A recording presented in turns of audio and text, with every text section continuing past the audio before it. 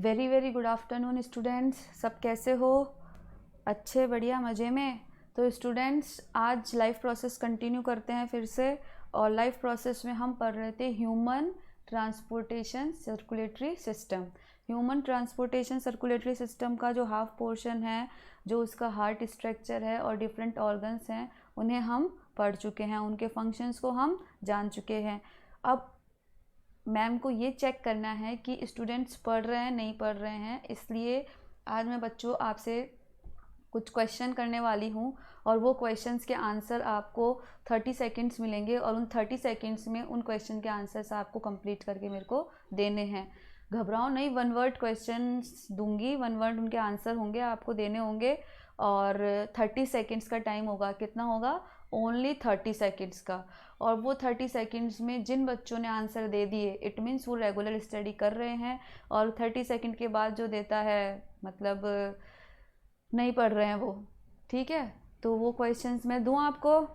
सब रेडी हो वो क्वेश्चंस के आंसर्स देने के लिए? चलो, वो क्वेश्चंस विद इन 5 सेकेंड्स आपके सामने हैं और मैं टाइम अब बोलते आपका टाइम स्टार्ट हो जाएगा और 30 सेकेंड्स के अंदर आपको उसके आंसर देने होंगे। कितने? 30 सेकेंड्स में। याद रखना, जो 30 सेकेंड्स के अंदर पिन करके आंसर लिख देगा, 5 क्वेश्चंस होंगे। कितने होंगे? 5 क्वेश्चंस होंगे और सिर्फ 1 वर्ड उनका आंसर होगा। तो 30 seconds, I think, okay 1 minute दिया। 1 मिनट में आपको वो आंसर्स टाइप करने में थोड़ा टाइम लग जाएगा, टाइप करके वो देने होंगे। फटाफट फटाफट एक साथ सभी का जवाब देना है, कॉमा करके पांचों के 1 वर्ड जो आंसर है वो एक साथ लिखने होंगे। ये बात सबको समझ में आई? एक बार मैं फिर बता देती हूँ, क्वेश्चन 5 होंगे, पांचों के आंसर एक साथ देने हैं, कॉमा लगा लगा के। ठीक है, और विद इन 1 मिनट, 1 मिनट के अंदर जो आंसर देगा मतलब वो पढ़ाई कर रहा है अच्छे से। जो नहीं देगा इट मीन्स उसका पढ़ाई सही नहीं चल रहा है। चलो मैं क्वेश्चन देती हूँ। जैसे ही मैं टाइम अब बोलूँगी आपका टाइम स्टार्ट हो जाएगा एट 1 मिनट का। क्लियर? ओके स्टूडेंट्स, तो क्वेश्चंस आपके सामने ये लीजिए। क्वेश्चंस आपके, time start now. What is the other name of main vein? First. Second, which organ act as a pump in a circulatory system? Third, name the red pigment which carries oxygen in the blood. Fourth, name the another name of main artery. यहाँ misprint हो गया है, this is artery. क्या है बच्चों? Artery. और next है आपका last one, any two functions of blood. Small में लिख देना, ठीक है? 2 फंक्शंस ऑफ जो ब्लड है वो फंक्शंस उसके लिखने हैं। चलो, आपका 1 मिनट होने वाला है complete. Yes, come on. So कितने बच्चे प्रिंट करके देते हैं? जल्दी जल्दी। 5 4 3 2 1, time's up. Okay, so what is the other name of main vein? ठीक है, इसका आंसर मैं बता देती हूँ। मेन वेन का जो दूसरा नाम है वो क्या होता है? कल बताया था आपको, वेना केवा। वेना केवा या वेना कावा, जो भी आप बोलना चाहे वो बोल सकते हैं। ठीक है, नेक्स्ट जो क्वेश्चन है उसका क्या आंसर होगा? Which organ act as a pump in a circulatory system? Students, कल बताया था पंपिंग का काम ब्लड का कौन करता है? Heart. Next third question is name the red pigment which carries oxygen in the blood. कौन सा रेड पिगमेंट होता है वो? हेमोग्लोबिन। क्लियर? नेक्स्ट क्वेश्चन है name the another name of main artery. Artery का दूसरा नाम क्या होता है? एओर्टा। ठीक है, क्या होता है? एओर्टा। ठीक है, चलो मैं आंसर भी आपको लिख के दे देती हूँ। इसका तो क्या होगा आंसर? मेन वेन का दूसरा नाम क्या होता है? Vena cava.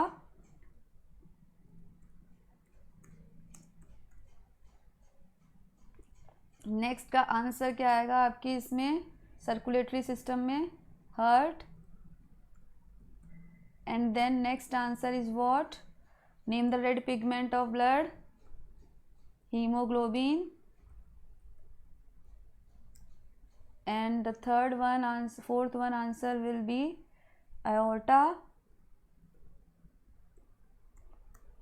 And the fourth answer, two functions of the blood: controlling the temperature and carrying essential substances. इसका काम लिख सकते हो आप, ट्रांसपोर्टेशन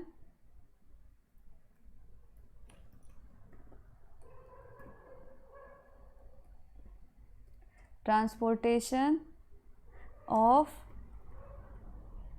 essential material. और दूसरा क्या लिख सकते हो? Yes, controlling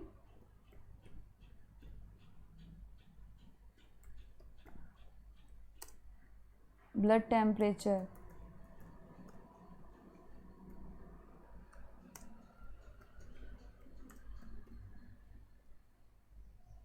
body temperature, blood temperature नहीं बच्चों, body temperature, BODY, body temperature, TEMP. Okay, चलो, तो ये आपके क्वेश्चंस थे.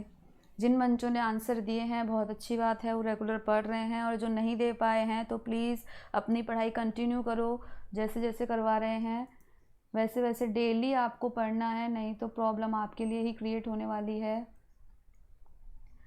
ठीक है,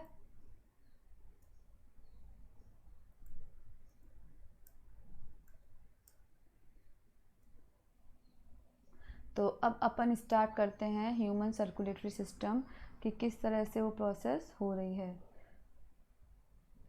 सर्कुलेशन की. देखो बच्चों, कल हार्ट का डायग्राम अपन ने पढ़ लिया था. मेन हार्ट है, किस तरह से ब्लड को पंप कर रहा है, वेन्स किस तरह से अपना काम कर रही है, कहाँ ब्लड जा रहा है. लेफ्ट साइड 4 चैम्बर्स में डिवाइड होता है. 4 chambers, upper 2 chambers are known as atrium and lower 2 chambers are known as क्या बोलते हैं उसको, ventricle. Clear? upper 2 chambers atrium, lower 2 chambers ventricle. और इनके बीच में वॉल्व लगे हुए होते हैं, वेन्स के बीच में, आर्टरीज में, सब में वॉल्व्स लगे हुए हैं ताकि ब्लड बैक फ्लो ना हो. तो यहाँ अब अपन चलते हैं, ये स्ट्रक्चर सबको क्लियर होना चाहिए.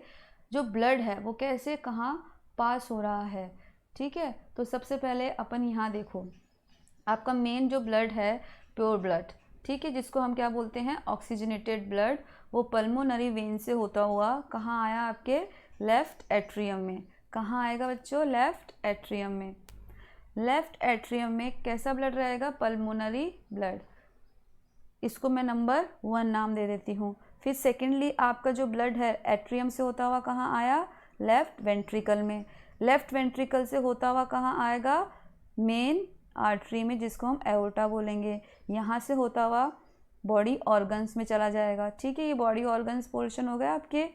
ठीक है, यहाँ से ये मेन वेन की तरफ जाएगा और मेन वेन में एक मिनट, यहाँ ये एओर्टा से होता हुआ यहाँ आया और फिर यहाँ से ये कहाँ जाएगा? मेन वेन में. तो यहाँ पे इसको अपन दे देंगे, ये ब्लड पास हुआ मेन वेन में आया यहाँ, तो इसको 4th नंबर दिया. और यहाँ से ये आपके, इसको 4th नंबर यहाँ से कट कर देते हैं. फिर यहाँ से मेन वेन से ये ब्लड आपके पास होगा राइट एट्रियम में. देन राइट एट्रियम से होता हुआ ये ब्लड पास होगा आपका पल्मोनरी आर्टरी के थ्रू लंग्स में. कहाँ पास होगा? लंग्स में. तो आपका नंबर 1 स्टेप, ये चीज़ सबको समझ में आई कि किस तरह से ब्लड पहले लेफ्ट पोर्शन से होता हुआ, बॉडी ऑर्गन से होता हुआ और राइट पोर्शन में आता है एंड देन उसके बाद कहाँ जाता है? पल्मोनरी आर्टरी में, देन लंग्स के पास प्यूरिफाई होने फिर चला जाता है. तो चलो इसको और अच्छे से समझ लेते हैं एक बार फिर से. तो सबसे पहले क्या हुआ,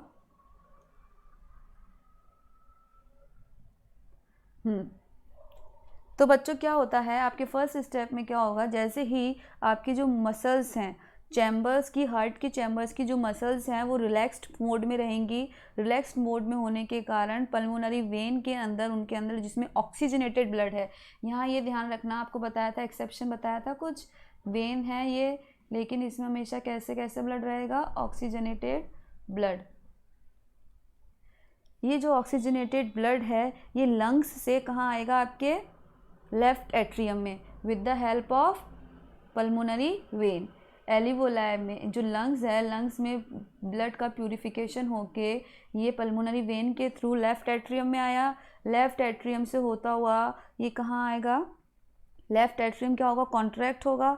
कॉन्ट्रैक्ट होने की वजह से ये जो ब्लड है ये पास कर दिया जाएगा आपके वॉल्व V1 से होता हुआ लेफ्ट वेंट्रिकल को। ये देखो ये वॉल्व लाइक स्ट्रक्चर है, ये V1 वॉल्व नाम दे सकते हो आप इसको, बहुत सारे वॉल्व्स होते हैं, यहाँ पे अपन V1 वॉल्व नाम दे देते हैं।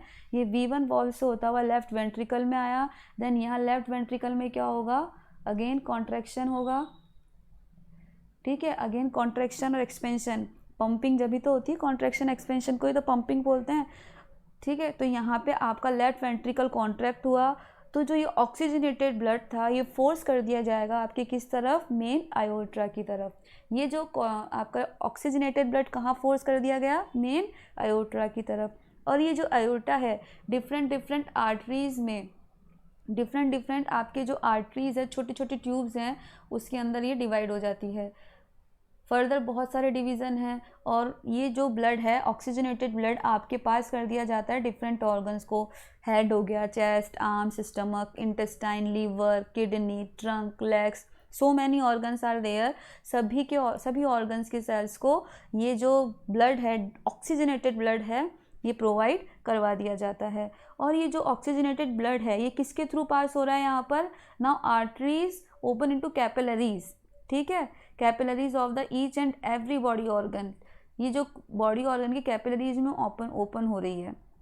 अब यहाँ पे ब्लड लूज़ कर देगा ऑक्सीजन, क्योंकि जो सेल्स हैं वो ऑक्सीजन को यूज़ कर लेती हैं और उसको कन्वर्ट कर देती है डीऑक्सीजनेटेड ब्लड में। यहाँ अब आपका ब्लड कैसा हो गया है, डीऑक्सीजनेटेड ब्लड हो जाएगा। ये डीऑक्सीजनेटेड ब्लड वापस कहाँ पहुँचा दिया जाएगा, इस डीऑक्सीजनेटेड ब्लड को कौन कलेक्ट करेगा, मेन वेन। यहाँ पे ये डीऑक्सीजनेटेड ब्लड, ये देखो दो तरह की वेन हो गई, इन्फीरियर वेन और सुपीरियर वेन। इन्फीरियर वेन का काम क्या होता है, जो लोअर बॉडी पार्ट्स हैं वहाँ से डीऑक्सीजनेटेड ब्लड को कलेक्ट करने का काम होता है। सुपीरियर वेना केवा या सुपीरियर मेन वेन का काम क्या रहेगा, जो अपर बॉडी पार्ट्स हैं वहाँ से जो इम्प्योर ब्लड है, डीऑक्सीजनेटेड ब्लड है, उसको कलेक्ट करने का काम रहेगा। ये दोनों ही क्या करेंगी, डीऑक्सीजनेटेड ब्लड को कहाँ पे रख देंगी, राइट एट्रियम में। राइट एट्रियम में डाल दिया। अब आपका डीऑक्सीजनेटेड ब्लड कहाँ आ गया है, राइट एट्रियम में। अगेन यहाँ पे कॉन्ट्रैक्शन होगा, कॉन्ट्रैक्शन की वजह से ये जो ब्लड है ये कहाँ आ जाएगा, वेंट्रिकल में आ जाएगा। राइट वेंट्रिकल में आया, ये देखिए यहाँ पे V2 वॉल्व लग गया। इसी तरह से सारी आर्टरी वेन्स में भी वॉल्व लगे हुए होते हैं। ये जब कॉन्ट्रैक्शन होगा तो नीचे राइट वेंट्रिकल में कॉन्ट्रैक्शन होगा तो ये ब्लड वापस ऊपर नहीं जा पाएगा, क्लियर। तो इस तरह से कॉन्ट्रैक्शन एक्सपेंशन चलता रहेगा, पंपिंग होती रहेगी। अब राइट वेंट्रिकल से ये ब्लड कहाँ जाएगा, वापस ऊपर पल्मोनरी आर्टरी के पास। कहाँ जाएगा बच्चों, पल्मोनरी आर्टरी के पास। पल्मोनरी आर्टरी से ये फिर से डीऑक्सीजनेटेड ब्लड, पल्मोनरी आर्टरी में कौन सा ब्लड फ्लो होगा अभी, डीऑक्सीजनेटेड ब्लड। ये डीऑक्सीजनेटेड ब्लड अब लंग्स के पास जाएगा, लंग्स पे यहाँ इसको ऑक्सीजन मिलेगी और ये वापस प्यूरिफाई होके कहाँ चला जाएगा, आपके अगेन पल्मोनरी वेन से होता हुआ लेफ्ट एट्रियम में। तो दो बार जो आपका ब्लड है पास हुआ हार्ट में, ठीक है। तो इसीलिए हम इसे क्या बोलते हैं, डबल सर्कुलेटरी सिस्टम। क्यों बोला हमने डबल सर्कुलेटरी सिस्टम, क्योंकि जो ब्लड है वो दो बार ट्रैवल हो रहा है। It travel twice through the heart in one complete cycle of the body, so it is called what, double circulation. Human being में जो सर्कुलेटरी सिस्टम होता है that is known as double circulatory system. Why it is known as double circulatory system, because blood travels twice through the heart in one complete cycle of the body, clear। पूरा एक cycle बना। क्यों? Double circulatory system के नाम से समझ में आया ये चीज़ सभी को? ये क्वेश्चन अराइज होता है, डबल सर्कुलेटरी सिस्टम क्यों बोलते हैं, व्हाट इज डबल सर्कुलेशन। तो डबल सर्कुलेशन क्या होता है यहाँ पे, what is double circulation? Double circulation का मीनिंग होता है एक बार हार्ट पंप होके आपके लेफ्ट एट्रियम में आया, लेफ्ट वेंट्रिकल यानी लेफ्ट पोर्शन में आया, देन उसके बाद ये गया पूरे बॉडी पार्ट्स तक, अगेन ये बॉडी से पास होता हुआ कहाँ पर आया, बॉडी से पास होकर फिर से ये डीऑक्सीजनेटेड ब्लड कहाँ आया, आपके राइट पोर्शन में, और राइट पोर्शन से होता हुआ लंग्स के पास प्यूरीफाई होने गया, वहाँ से ये ऑक्सीजनेशन होके इसका कहाँ आया, अगेन ये लेफ्ट पोर्शन में आया। तो 2 बार इसका राउंड हुआ, 2 बार सर्कल कंप्लीट हुआ, एक तो लेफ्ट पोर्शन से बॉडी ऑर्गन्स तक, एंड देन फिर आपके बॉडी ऑर्गन से वापस ये हार्ट पे आया और हार्ट से लंग्स की तरफ गया। तो इस तरह से 2 तरह के सर्कुलेशन हो गए। तो एक सर्कुलेशन को तो नाम दे दिया अपन ने पल्मोनरी सर्कुलेशन, डबल सर्कुलेशन में एक सर्कुलेशन को नाम दे दिया अपन ने पल्मोनरी सर्कुलेशन, और जो दूसरा सर्कुलेशन होगा उसको अपन क्या नाम दे सकते हैं, सिस्टमैटिक सर्कुलेशन। क्लियर हुआ? Pulmonary circulation, systemic circulation. Now what is pulmonary circulation? तो पल्मोनरी सर्कुलेशन में क्या होता है, जब भी जो ह्यूमन सर्कुलेटरी सिस्टम है, जो ब्लड है, ब्लड हार्ट से लंग्स की तरफ जाएगा and back to the heart. Clear? तो उसको हम क्या बोलेंगे, पल्मोनरी सर्कुलेशन। ये चीज़ आई समझ में? हाँ बच्चों, जो ये पाथवे है ये जस्ट क्या है, आपके पल्मोनरी सर्कुलेशन और सिस्टमेटिक सर्कुलेशन पाथवे हैं। इस पाथवे में कुछ नहीं हो रहा है, सिंपली जो ब्लड है ये हार्ट से लंग्स को पास होगा और बैक टू द हार्ट, वापस हार्ट पे आ जाएगा। हार्ट से कहाँ पास हुआ, राइट पोर्शन से कहाँ पास हुआ, ये देखो इसको बता देती हूँ मैं ड्रॉ करके आपको। ये ऊपर गया, हार्ट से लंग्स को पास हुआ, और लंग्स से वापस कहाँ आ गया, ये हार्ट के पास। तो ये आपका पल्मोनरी सेक्शन हो गया, पल्मोनरी सर्कुलेशन पाथ हो गया। ठीक है, और फिर जो दूसरा पार्ट होगा आपका, जिसको मैंने बताया आपके सिस्टमिक सर्कुलेशन, इस सिस्टमिक सर्कुलेशन में कुछ नहीं हो रहा है, सिंपल क्या हो रहा है, जो ब्लड है वो हार्ट से रेस्ट बॉडी जाएगा, जो आपकी बची हुई बॉडी है, मतलब बॉडी को पास होगा, and then back to the heart. ये देखो यहाँ पर आया, और फिर ये यहाँ से वापस कहाँ गया, हार्ट से ये जो पार्ट है बॉडी से होता हुआ, डिफरेंट बॉडी पार्ट से होता हुआ ऑक्सीजनेटेड ब्लड फिर से कहाँ आ गया, आपके हार्ट के पास। तो ये डबल सर्कुलेशन हो गया। तो इसको हमने क्या नाम दे दिया यहाँ पर, पल्मोनरी सर्कुलेशन। और ये जो नीचे वाला पोर्शन है इसको हमने क्या नाम दे दिया, सिस्टमिक सर्कुलेशन। ये क्लियर हुआ, सिस्टमिक सर्कुलेशन। तो that's why it is known as double circulatory system. ये डायग्राम में सबको क्लियर हुई चीज़? तो जो एनिमल्स हैं, ह्यूमन बींग्स हैं और बर्ड्स हैं, दे हैव 4 चैम्बर्ड हार्ट। ठीक है, जिसमें कि 2 एट्रिया होते हैं और 2 वेंट्रिकल्स होते हैं। तो इनका डबल सर्कुलेटरी सिस्टम है। But in amphibians and reptiles they have 3 chambered heart. ठीक है, उनका हार्ट कैसा होता है, 3 चैम्बर्ड हार्ट होता है। कैसा होता है बच्चों, 3 चैम्बर्ड हार्ट होता है। ये 3 चैम्बर्ड हार्ट क्यों है, 3 चैम्बर्ड हार्ट किस में होता है, आपके एम्फीबियंस और रेप्टाइल्स में। ये रेप्टाइल्स में कैसा हार्ट होता है, 3 चैम्बर्ड हार्ट। इस 3 चैम्बर्ड हार्ट में क्या रहता है, बेसिकली इनके 2 एट्रिया एंड 1 वेंट्रिकल, 2 एट्रिया रहेंगी एंड 1 वेंट्रिकल रहेगा, जिसकी वजह से इनका इनकम्प्लीट डिवीज़न हो गया। और इस इनकम्प्लीट डिवीज़न की वजह से इनका ऑक्सीजनेटेड और डीऑक्सीजनेटेड ब्लड जो है वो मिक्स रहता है। क्या रहता है, मिक्स हो जाता है। जैसे अपन ने डबल सर्कुलेटरी सिस्टम में अलग अलग पढ़ा ना, लेफ्ट पोर्शन राइट पोर्शन दोनों में अलग अलग ब्लड सर्कुलेट होता है। लेफ्ट में आपके ऑक्सीजनेटेड ब्लड रहेगा हमेशा, और राइट पोर्शन में आपके हमेशा डीऑक्सीजनेटेड ब्लड रहेगा। But in amphibians and reptiles it will be mix हो जाएगा, जिसकी वजह से उनमें जो एनर्जी है वो रिड्यूस रहेगी, कम रहेगी थोड़ा। ठीक है, इतना क्लियर हुआ? अब अपन दूसरे जो पोर्शन है उसमें चलेंगे हार्ट बीट। कुछ एक टर्म्स हैं जो जनरली पूछ ली जाती हैं, तो जो नेक्स्ट टर्म आपकी आएगी that is heart beat. Now what is heart beat, कोई बता सकता है हार्ट बीट क्या है? यस, दिल का धड़कना। और बच्चों एक चीज़ और, अपन बोलते हैं ना दिल धक धक कर रहा है, उसको धक धक की एक्चुअल में वो साउंड नहीं होती है, वो किसकी होती है? साउंड डबलब। साइंटिफिकली जो आवाज़ सुनाई देती है उसको क्या बोलते हैं अपन? डबलब। ऐसे आवाज़ आती है, धक धक की आवाज़ नहीं आती है। और जो व्हाट इज़ हार्ट बीट, मेरा क्वेश्चन था हार्ट बीट क्या होती है? So one complete contraction and relaxation of heart is known as heart beat. Clear? क्या होता है? One complete contraction and relaxation is known as heart beat. और basically जो इसका हार्ट बीट का जो टाइम्स होता है वो कितना होता है? 72 times in a minute, 1 minute के अंदर।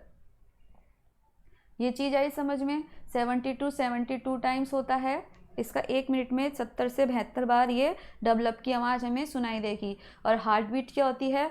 One complete contraction and relaxation of heart. ठीक है, पूरा कंप्लीट कॉन्ट्रैक्शन होगा एंड देन एक्सपेंशन होगा, तो इसको हम क्या बोलते हैं? Heart beat. और जनरली ये हार्ट बीट हमारी 100 भी हो सकती है फिज़िकल एक्सरसाइज के टाइम। ठीक है, जब भी हमारी हार्ट बीट फास्टर हो रही है, क्यों फास्टर हो जाएगी? क्योंकि जो भी हम फिजिकल एक्सरसाइज करेंगे उस टाइम में ज़्यादा एनर्जी चाहिए होगी, जिसकी वजह से मोर ऑक्सीजन सप्लाई की वजह से जो हार्ट बीट है वो भी तेज़ हो जाएगी। बच्चों एक और मीनिंग, एक और वर्ड आपके आता है जिसको हम यहाँ पर क्या बोल देते हैं? Pulse. Now what is pulse? ये पल्स क्या होती है? The expansion of an artery each time of the blood force into, ठीक है, it is known as pulse. क्या होती है पल्स? अभी समझाते हैं इसको। जब भी हमारा हार्ट बीट होता है, ठीक है, तो बेसिकली हार्ट बीट में क्या हो रहा है? ब्लड को फोर्स किया जाता है आर्टरीज़ में फ्लो करने के लिए। कहाँ करा जाता है फोर्स? आर्टरीज़ में फ्लो करती रहे। So this blood makes the arteries expand a little. जब ये ब्लड आर्टरीज़ में जाएगा, फ्लो होगा, तो आर्टरीज़ का ऑब्वियसली साइज एक्सपेंड होगा, तो जिसकी इसी एक्सपेंशन को हमने क्या बोला है? पल्स। ठीक है, सो द एक्सपेंशन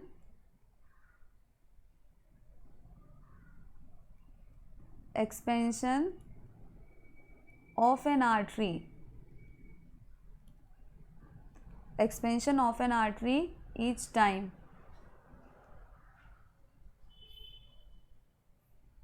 क्लियर? ये चीज आई बच्चों समझ में?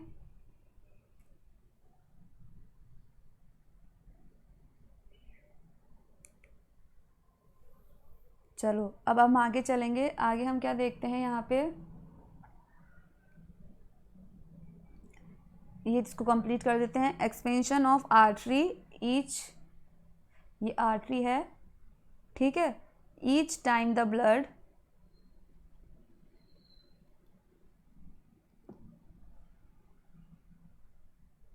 ये सब नोट करना चाहते हैं तो सारे बच्चे नोट कर लें, क्योंकि ये भी एग्ज़ाम में छोटी छोटी टर्म्स 1-1, 2-2 नंबर के क्वेश्चन आ जाते हैं और कन्फ्यूज़न क्रिएट नहीं करते हैं। ये चीज़ आई सबको समझ में?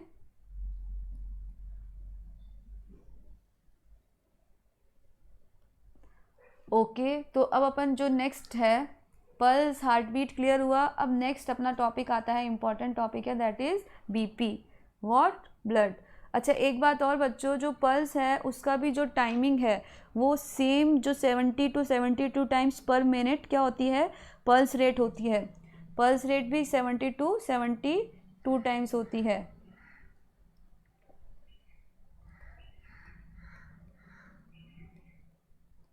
क्यों होती है? सिंपल है, जितनी बार आर्टरीज एक्सपेंड होगी तो 72 टाइम्स एक्सपेंड होगी, तो वो ही पल्स रेट होती है। अब नेक्स्ट आपके हम देखेंगे BP. What is BP now? Blood pressure. BP के नाम से सभी नोन हैं। BP is means blood pressure. Pressure, the pressure at which blood is pumped around the body by the heart is called blood pressure. वो pressure जो जिसमें कि blood को पंप किया जा रहा है हार्ट के through that pressure is known as blood pressure. चलो इसकी डेफिनेशन लिख लो। What is BP? Blood pressure, the pressure. सभी नोटबुक खोल के लिखेंगे इस चीज़ को, या बुक में ही अपने हल्का सा नोट कर लो, इसको ज़रूरी है नोट करना।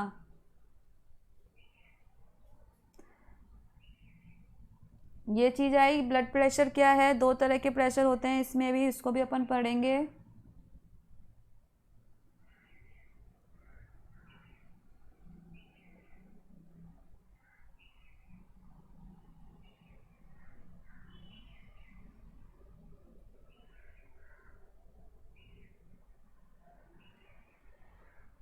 दो तरह के कौन कौन से? ये चलो, the pressure at which blood is pumped around the body by the heart is known as blood pressure.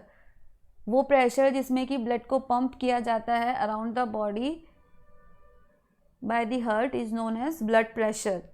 दो तरह के कौन कौन से प्रेशर होते हैं? एक तो होता है सिस्टोलिक प्रेशर, एक होता है आपका डायस्टोलिक प्रेशर। सिस्टोलिक प्रेशर और डायस्टोलिक प्रेशर। अभी सिस्टोलिक प्रेशर और डायस्टोलिक प्रेशर क्या होता है? देखो सिंपली, सिस्टोलिक प्रेशर क्या है आपके? इट इज़ नथिंग, जो आपका maximum pressure at which the blood leaves the heart. ठीक है, इट इज़ मैक्सिमम प्रेशर। मैं शॉर्ट फॉर्म में लिख देती हूँ बच्चों, आप समझ जाना। ये है मैक्सिमम प्रेशर एट विच, ये डिफरेंस भी लिख लेना, एग्जाम्स में पूछ लेते हैं, इसके बारे में पता होना चाहिए आपको। Maximum pressure at which the blood leaves the heart.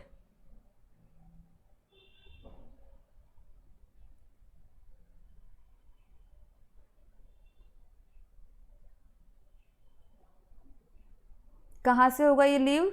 Main artery से।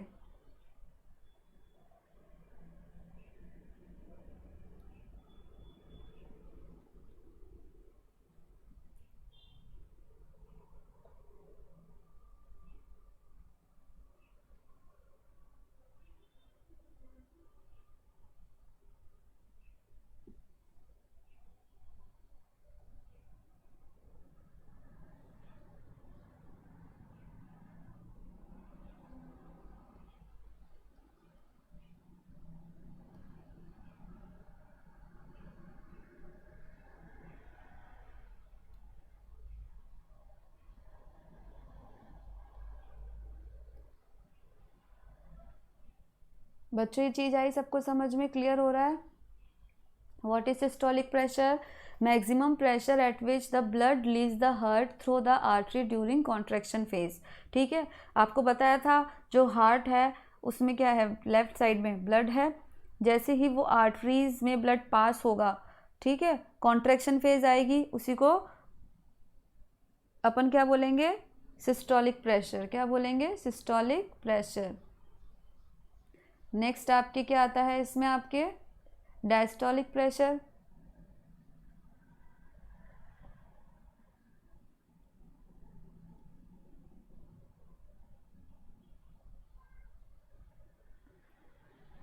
ओके, तो what is diastolic pressure? It is minimum pressure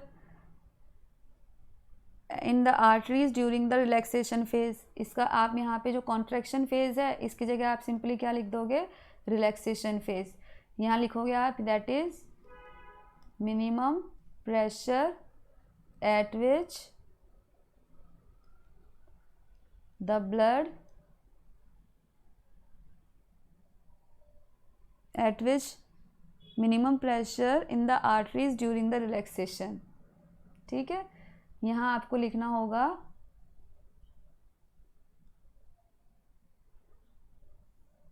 minimum pressure in the artery.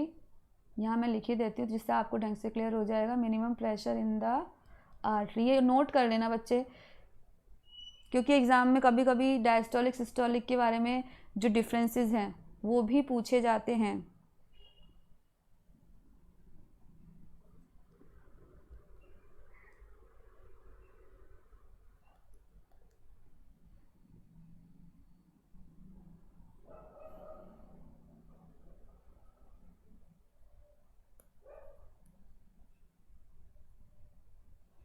अब इनका जो मेजरमेंट है किस तरह से करते हैं, जो नॉर्मल ब्लड प्रेशर है वो जनरली जो सिस्टोलिक प्रेशर है वो तो रहता है आपका 120 mmHg, और जो आपका डायस्टोलिक प्रेशर है वो रहता है 88 mmHg। तो जो ओवरऑल बीपी है, बीपी को जनरली क्या बोलते हैं 120/80, ठीक है। यानी कि ये आपका बीपी का मेजरमेंट रहना चाहिए, जो ये सिस्टोलिक प्रेशर है और that is diastolic pressure. Systolic pressure से कंप्लीट बॉडी में जो ब्लड पास करवाया जाएगा, और डायस्टोलिक प्रेशर में जो रिलैक्सेशन फेज में होती है आर्टरीज, तो उसको हम क्या बोल देते हैं डायस्टोलिक प्रेशर। अब जो नेक्स्ट आपके आता है, नेक्स्ट टॉपिक आएगा आपके कि बीपी को जो मेजरमेंट की जो डिवाइस है वो क्या होती है। बीपी की मेजरमेंट की डिवाइस है, BP measurement device, what is this, sphygmomanometer. Sphygmomanometer, ठीक है, ये भी नोट कर लेना। Sphygmomanometer is what, sphygmomanometer is BP measurement device, ठीक है। इसमें 2 रीडिंग्स ऑफ ब्लड प्रेशर ली जाती है, एक रीडिंग तो सिस्टोलिक प्रेशर की होती है, दूसरी जो रीडिंग होती है वो डायस्टोलिक प्रेशर की होती है। इतना क्लियर हुआ। ये यहाँ पे मिलीमीटर Hg क्या शो कर रहा है बता सकते हो। मिलीमीटर Hg जो है इसको एक्सप्रेस किया जाता है mm मिलीमीटर, और ये जो Hg है, ठीक है, जिसको मर्करी के नाम से जानते हैं, ठीक है, मर्करी है, तो ये इसका यूनिट हो गया आपका। चलो, ये आपका क्या पोर्शन कवर हुआ अब, ह्यूमन सर्कुलेटरी सिस्टम। यहाँ तक किसी को कोई डाउट है तो बताओ बच्चों, यहाँ तक किसी को डाउट है तो बताओ। एक बार फिर पढ़ना, नहीं आए समझ में तो फिर फ़ोन करके पूछना, या क्लास में पूछना, या फिर नेक्स्ट क्लास में पूछना। जब भी आप पढ़ते हो इन मतलब रेगुलरिटी रखो पढ़ने में। रेगुलरिटी नहीं रखोगे, टॉपिक छोड़ दिया, मेरी क्लास में सीधे आके बैठ गए, ऑफ कर दिया, फिर बस पता नहीं क्या पढ़ा क्या नहीं पढ़ा, नेक्स्ट क्लास में फिर आके बैठ गए, तो इससे कुछ क्लियर नहीं होने वाला है। एक बार आपको ज़रूर से बुक खोल कर बैठना ही है। Self study is must, self study पढ़ करना है। अब नेक्स्ट अपना जो देखने वाले हैं अपन, दैट इज़ लिम्फेटिक सिस्टम। क्या देखने वाले हैं बच्चों, लिम्फेटिक सिस्टम। लिम्फेटिक सिस्टम में क्या पढ़ा था, ध्यान है, कल लिम्फ के बारे में पढ़ाया था आपको। हाँ बच्चों, इसी लिम्फ के बारे में बोल रही हूँ मैं। तो ये lymphatic system blood circulatory system हो गया। उसके बाद जो नेक्स्ट सिस्टम आता है उसको हम क्या बोलते हैं, लिम्फेटिक सिस्टम। इसके लेकर भी कई बार शॉर्ट नोट आ जाता है। लिम्फेटिक सिस्टम को लेकर भी क्या आता है, कई बार शॉर्ट नोट पूछा जाता है। तो यहाँ पर what is lymphatic system, so that is nothing. Lymphatic system जो टिनी ट्यूब्स का होता है। सबसे पहले मैं आपको लिम्फ के बारे में बता देती हूँ। Now what is lymph. Lymphatic system का इंपॉर्टेंट पार्ट है। इसमें भी लिम्फेटिक सिस्टम में आपके लिम्फ आएगा, ठीक है। ये जो लिम्फ है ये क्या होता है, आपके पेल येलो कलर का होता है, लाइट येलो कलर का होता है, और जो है ब्लड प्लाज्मा के कॉम्पोजिशन जैसा होता है। इसका कॉम्पोजिशन भी क्या है, लाइट येलो कलर का होता है, क्लियर। और इसका जो कॉम्पोजिशन है वो ब्लड की तरह होता है। और जो लिम्फ है वो बेसिकली लार्ज प्रोटीन मॉलिक्यूल्स होते हैं इसके अंदर। कैसे होते हैं, लार्ज प्रोटीन मॉलिक्यूल्स होते हैं, और जो डाइजेस्टेड फूड होता है, ठीक है। सो it is an another medium of circulation in the human body. यानी ब्लड के अलावा जो दूसरा लिक्विड है, जो फ्लूइड है, वो फ्लो करता है, दैट इज़ लिम्फ। लेकिन जो लिम्फ है इसका जो फ्लो रहता है वो कैसा रहता है, यूनी डायरेक्शनल। ब्लड आपके बोथ डायरेक्शनल में फ्लो रहेगा, लेकिन जो लिम्फ है उसका जो सर्कुलेशन रहेगा वो कैसा रहेगा, only unidirectional, in one direction उसका फ्लो होगा। और ये फ्लो कहाँ से कहाँ चलेगा, from body tissue to heart. आपके बॉडी टिश्यू से लेकर from body tissue to heart, ये इसका फ्लो रहेगा, ठीक है। जो लिम्फ है, ये लिम्फ क्या कंटेन करके रखता है, बेसिकली वाइट ब्लड सेल्स, ठीक है। Lymph contain a special kind of cells which is known as white blood cells, ठीक है, इनको हम क्या बोलते हैं, lymphocytes, and they are helping in fighting infection and disease. ये सबको पता है। WBC का फंक्शन होता है फाइटिंग इन्फेक्शन एंड डिजीज़। किससे फाइट करना है, इन्फेक्शन और डिजीज़ से। और ये जो लिम्फ है ये क्या कंटेन करके रख रहा है, WBCs, जिनको हम लिम्फोसाइट्स भी बोल रहे हैं। तो ये इन्फेक्शन और डिजीज़ से भी हमें प्रोटेक्शन प्रोवाइड करवाता है। सेम इसमें कैपिलरीज और वेसल्स, नोड्स सब मिलते हैं, जो है कि जिनके कैपिलरीज जो स्मॉल ट्यूब्स होती हैं और उससे जो लार्जर ट्यूब्स होती हैं उसको हम लिम्फ वेसल्स बोलते हैं, ठीक है। और ये लिम्फ वेसल्स के बीच बीच में नोड्स होते हैं, इन्हीं नोड्स को हम बोलते हैं लिम्फोसाइट्स। तो कुछ एक ये इसका स्मॉल स्ट्रक्चर हो गया जो आपको क्लियर किया है, जिसको हम लिम्फेटिक सिस्टम बोलते हैं। अब दूसरी बात देखो, यहाँ पे हमें क्या समझना होगा आपका कि बेसिकली लिम्फ का फंक्शन क्या होता है। लिम्फ का फंक्शन होता है दैट इज़ नथिंग, लिम्फ का फंक्शन सिंपल, आप 3 फंक्शन लिख सकते हो। फर्स्ट फंक्शन तो क्या लिख दोगे, फर्स्ट फंक्शन यहाँ पे आप लिख देना lymph help in removing the waste product like fragments, dead cells, ठीक है। जितना भी आपकी बॉडी का जो वेस्ट प्रोडक्ट है उसको रिमूव करने के काम आता है, ठीक है। इसको नोट भी कर लो, चाहो तो मैं आपको यहाँ पे इसके लिम्फ के फंक्शन नोट करवा देती हूँ, ठीक है। तो बच्चों नोट करो इसको सब।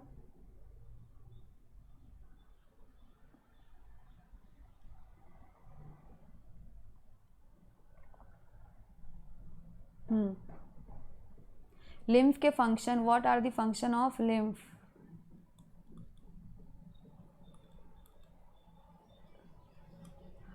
ठीक है, तो इसमें आप पहला फंक्शन क्या नोट कर सकते हो, help in removing the waste.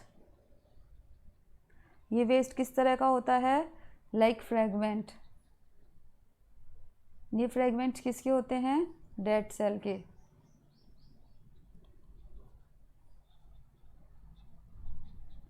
Second note करना है बच्चों, लिम्फ पे शॉर्ट नोट आएगा, कुछ नहीं मिलेगा लिखने के लिए, एनसीईआरटी में नहीं है, आपको नोट करना है। सेकंड फंक्शन क्या लिख दोगे, lymph protect the body by killing the germs, अभी बताया था।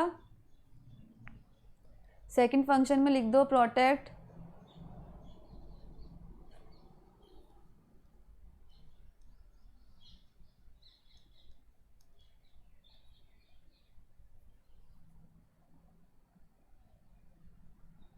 कैसे करेगा, प्रोटेक्ट जर्म्स को किल करके ना। ये चीज़ आई समझ में, जर्म्स को किल कैसे करेगा अभी बताया, WBC प्रेजेंट होती है, ठीक है। नेक्स्ट थर्ड फंक्शन में क्या लिख दोगे आप, थर्ड फंक्शन में ये और इसका जो मेन काम है, तो ये क्या करता है, इट टेक पार्ट्स, अभी बताया था आपको कि न्यूट्रिएंट्स प्रेजेंट होते हैं, तो it take part in nutritive process of the body.